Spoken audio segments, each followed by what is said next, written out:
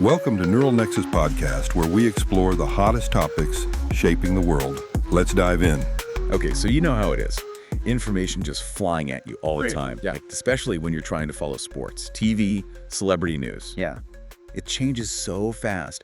How do you actually stay on top of it all without feeling, completely overwhelmed? Well, that's what we're diving into today.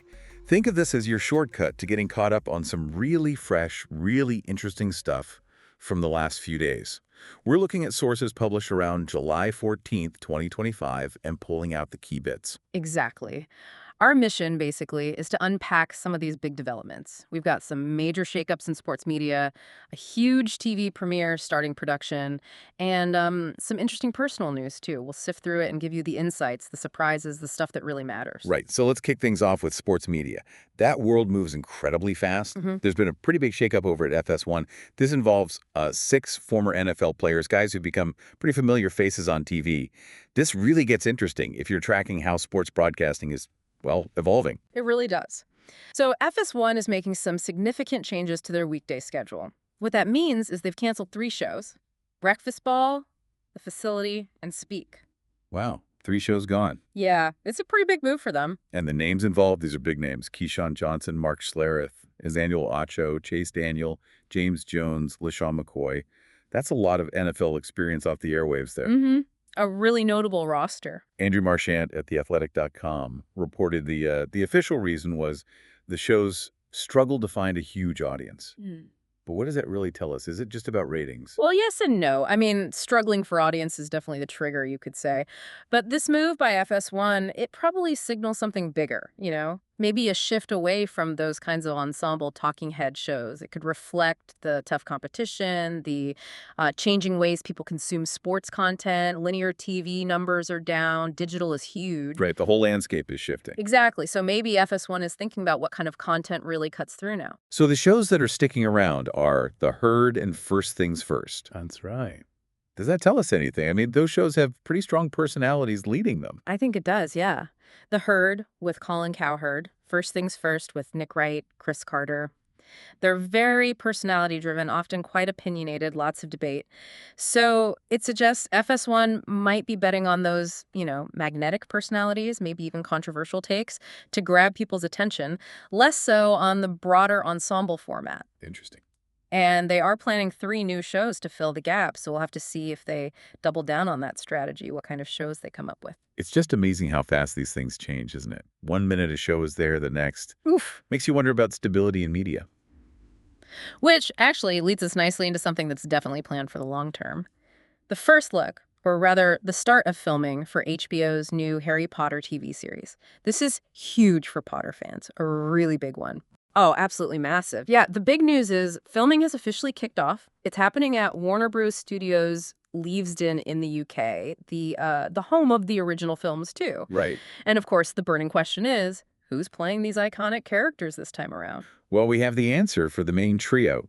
Dominic McLaughlin is Harry Potter. He's 11, apparently already got the round glasses, the Gryffindor uniform, looks the part. Okay. Then there's Alistair Stout as Ron Weasley and Arabella Stanton as Hermione Granger. And get this, they found them after looking at tens of thousands of kids across Britain, aged 9 to 11. Quite the search. Tens of thousands, that's commitment. And what about the other roles? Any news there? Oh, yeah, lots more. Rory Wilmot is playing Neville Longbottom. Amos Kitson is Dudley Dursley. Okay. And the adults, this is where it gets really interesting. John Lithgow is playing Albus Dumbledore. Lithgow, okay. Following Richard Harris and Michael Gambon, that's quite a legacy to step into. Definitely. And Papa Esidu is Severus Snape. Janet Mateer is Minerva McGonagall. Strong choices.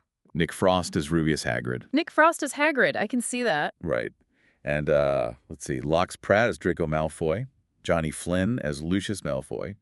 Bill Powley as Petunia Dursley. Daniel Rigby as Vernon. Catherine Parkinson as Molly Weasley.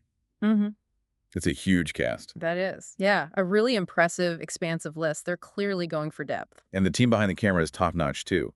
J.K. Rowling is executive producing alongside Francesca Gardner, who's also writing.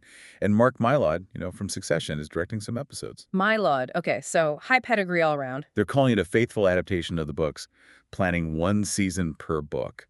What does that really signal, do you think? Well, that 1 book, 1 season approach, combined with that massive cast list, It screams detail, doesn't it? It suggests they're betting fans want that deep dive, the stuff the movies, just didn't have time for. More characters, more subplots, more world building. Like a proper long-form exploration. Exactly. It's like they're promising the definitive version, really getting into the fantastic detail, much-loved characters, and dramatic locations they mentioned.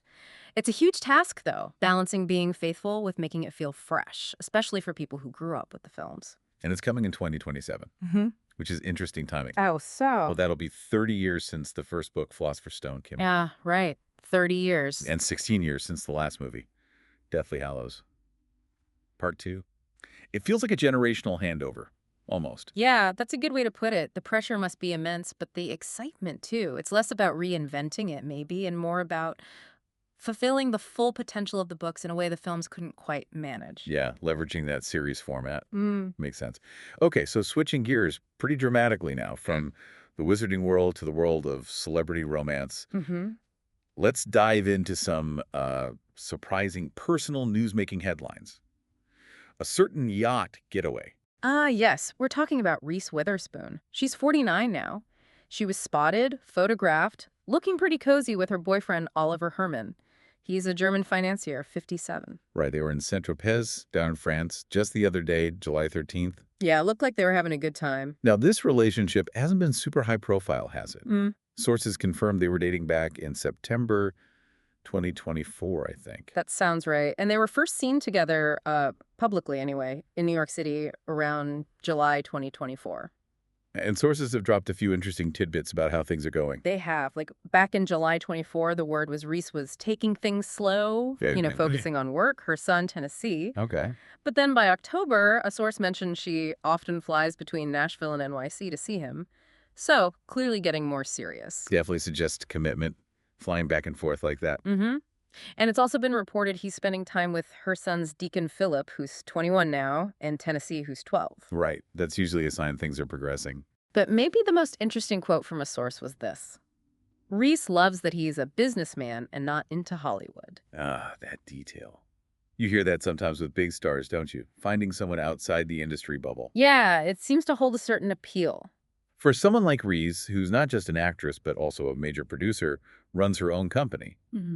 What's the thinking there? Why value someone not being into Hollywood? Well, I think it points to wanting, perhaps needing, a separation.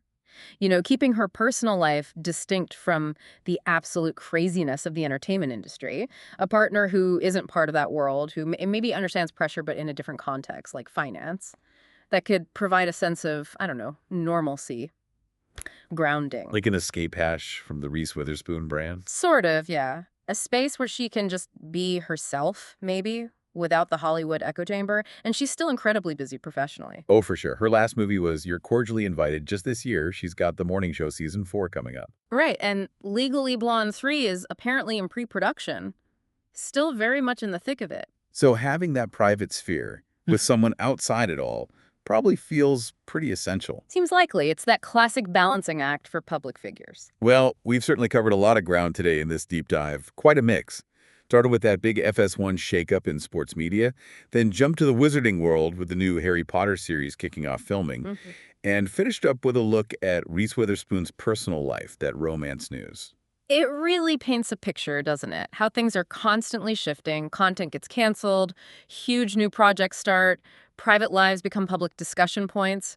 It's all part of this dynamic interplay between media, the audience, and the stories being told, both fictional and real. It makes you think, doesn't it? As we all consume and even create content. How do these rapid changes cancel shows, big remakes, glimpses into private lives? How does it all reshape what we expect from entertainment?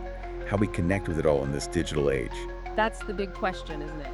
And the answer keeps evolving, just like the headlines.